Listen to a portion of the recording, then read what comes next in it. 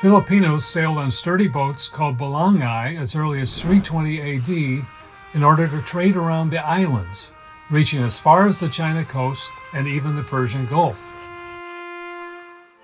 After the Spanish arrived in 1521, King Philip II of Spain established lucrative trade between Manila and Acapulco. Spanish galleon ships, manned by Filipinos and Mexicans, sailed some 10,000 miles laden with exotic goods. The Philippines became a territory of the United States in December 1898 after the Spanish-American War. On April 5, 1901, President William McKinley signed an executive order recruiting Filipinos into the Insular Force. Secretary of the Navy John Long implemented the executive order to enlist 500 Filipinos and Guamanians. The term insular refers to the U.S. Bureau of Insular Affairs, which administered the governments in the U.S. territories. As an American territory, the Philippines was exempted from the 1907 citizenship rule for enlistment, and it became a source for mess attendants for the regular Navy. By the end of World War I, 6,000 Filipinos were in the Navy. Filipinos in the Insular Force had better options than those in the regular Navy, who were limited to serving as mess attendants. The Insular Force trained recruits as machinists, radio men, storekeepers, yeomen, hospital men, and even musicians.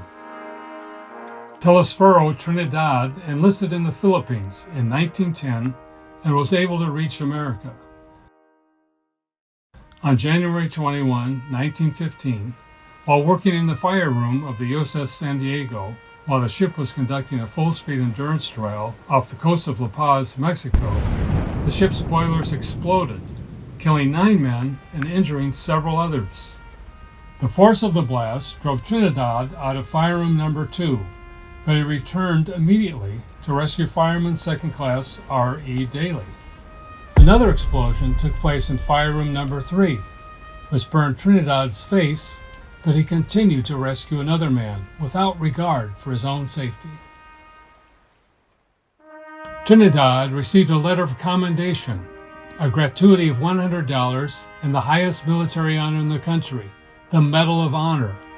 2 of his sons, Patricio and Porfirio, subsequently served in the Navy.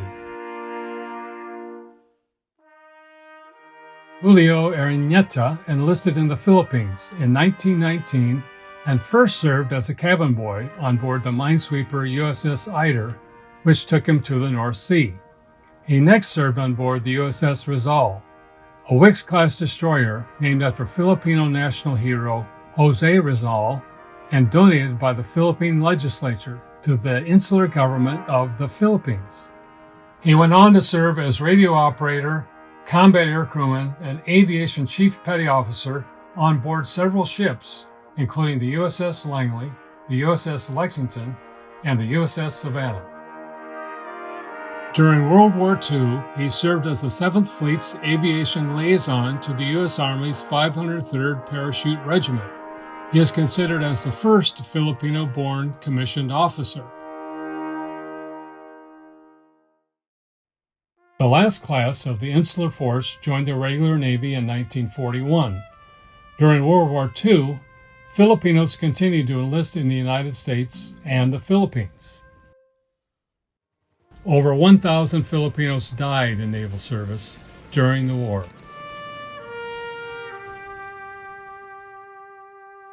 After the Philippines became independent, an agreement was negotiated in 1952 based on the 1947 Mutual Basis Agreement between the United States and the Republic of the Philippines to recruit 1,000 Filipinos into the Navy each year, increasing to 2,000 a year in 1954. The Philippines was still reeling from the devastation of World War II. Poverty was rife, and the future seemed bleak.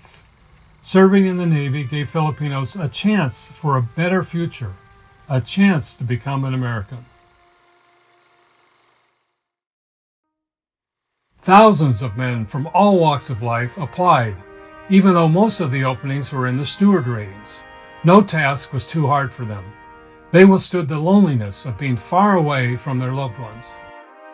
They even endured the harsh realities of discrimination inside the ship and outside during a time when social assimilation with women outside their race was forbidden. They walked a straight and narrow path where deviation was not an option, for it would destroy their dreams for a better future, not only for themselves and their families, and in many cases, for an entire village. In the 1970s, Admiral Elmo Zumwalt Jr. issued several progressive orders called Z-grams to modernize the Navy and to address discrimination. Filipinos became eligible for 30 ratings and were allowed to enter any enlisted rating by means of education, prior experience, and security qualifications. Between 1952 and 1992, over 35,000 Filipinos were recruited from the Philippines, and for many decades, Filipinos represented the largest percentage of foreign-born recruits in the Navy. In addition, thousands of Filipino Americans in the United States joined the Navy, and to this day, Filipino families continue this noble tradition of service in the Navy and in the armed forces. It is a badge of honor that has been handed down from generation to generation.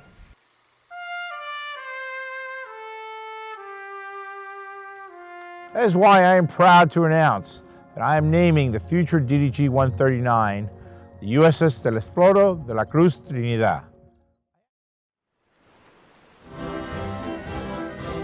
The naming of the USS Telesforo Trinidad is a testament to one man's heroism and to thousands of men and women of Filipino descent who have served faithfully and honorably in the United States Navy.